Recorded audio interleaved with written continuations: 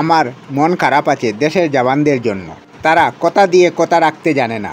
মাকে বলে যায় ঘরে এসে তীর্থ নিয়ে যাব, স্ত্রীকে বলে যায় যখন আসবো ভালো উপহার নিয়ে আসবো, সন্তানকে বলে যায় আজকের গল্প এ পর্যন্ত, ফিরে এসে বাকি গল্প বলবো। কিন্তু দুশ্মনের ট্যাঙ্ক যখন বর্ডার পেরিয়ে যায় তখন তারা তাদের দেওয়া সকল কথাই ভুলে যায়। যখন দেশের সুরক্ষার কথা আসে তখন তারা তাদের নিজেদেরকেও চিনে না।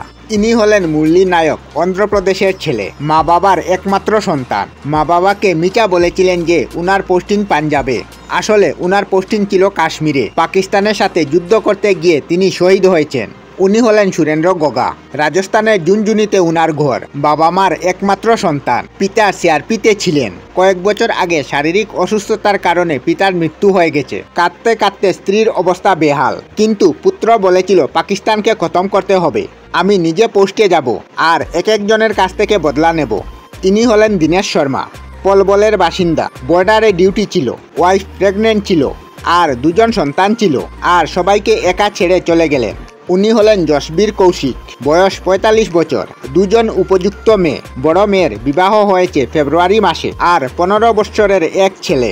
তাদের ঘরে এখন সুখের ছায়া। যদি আপনারা উনার দুই মেয়েকে দেখেন তখন আপনার মন খারাপ হয়ে যাবে। উনি হলেন অমিত সাংহা। উনি হরিয়ানার বাসিন্দা, বাবা মায়ের একমাত্র সন্তান। এই বছর নভেম্বর মাসে উনার বিবাহ হওয়ার কথা ছিল। পিতার মৃত্যু কয়েক বছর আগে হয়েছে। উনি হলেন কমল কম্বুজ। উনিও মা বাবার একমাত্র সন্তান। উনার জন্মের 7 মাস আগে উনার পিতার মৃত্যু হয়। তখন উনার মাতা পঞ্চায়েত দরবারের সামনে বলেছিলেন, আমি 2 মাসের প্রেগনেন্ট, আমার উপর কোনো মিছা আরোপ লাগাবেন না। কিছুদিন আগেই উনার বিয়ে হয়েছিল। উনি হলেন নবীন সরান।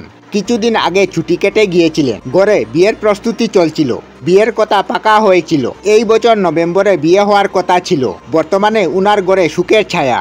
এরকম অনেক জওয়ান যারা দেশের জন্য শহীদ হয়েছে, আর আমি এরকম সকল জওয়ানদের ঘরের ভিডিও ইন্টারনেটে দেখেছি। তাদের মা বাবার ভিডিও, তাদের স্ত্রীর ভিডিও, তাদের ভাই বোনের ভিডিও, তাদের ছেলেমেয়ের ভিডিও দেখেছি। 2-3 ঘন্টা ধরে দেখে আমার মন অত্যন্ত খারাপ হয়ে গেছে।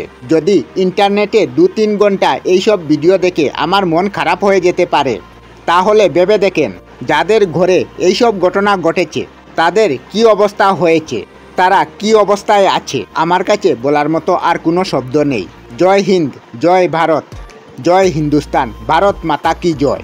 গর্বের সাথে বলো আমরা সবাই ভারতীয়।